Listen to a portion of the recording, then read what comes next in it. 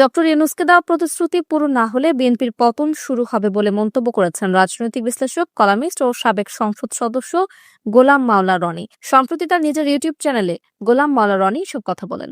গোলাম মাওলা রনি বলেন, সামনে রাষ্ট্রপতি নির্বাচন, এই রাষ্ট্রপতি নির্বাচন নিয়ে অনেক খেলা হবে। গোলাম মাওলা রনি প্রশ্ন ছুড়ে দিয়ে বলেন, কে হবে রাষ্ট্রপতি? ডক্টর মোহাম্মদ ইউনূস নাকি বিএনপির কোনো কর্তা ব্যক্তি? ডক্টর মোহাম্মদ ইউনূসের সঙ্গে বিএনপির কোনো প্রতিশ্রুতি থাকলে সেটা রক্ষা করতে হবে।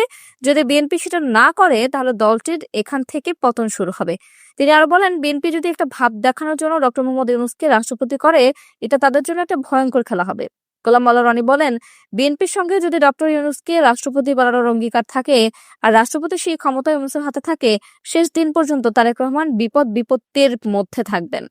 রাজনৈতিক এই বিশ্লেষক আরো বলেন, হেনা ভোট, সংবিধান সংশোধন এবং জুলাই সনদ, এগুলোর যে বিষয়গুলোতে বিএনপি নোট অফ ডিসেন্ট দিয়েছেন, সেগুলো ছাড়া যেগুলোতে সম্মতি দিয়েছেন সেই সম্মতির বিষয়গুলো তাদের অক্ষরে অক্ষরে পালন করতে হবে।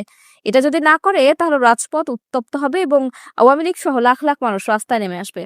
এটা সামাল দিতে পারবেন না তারেক রহমান।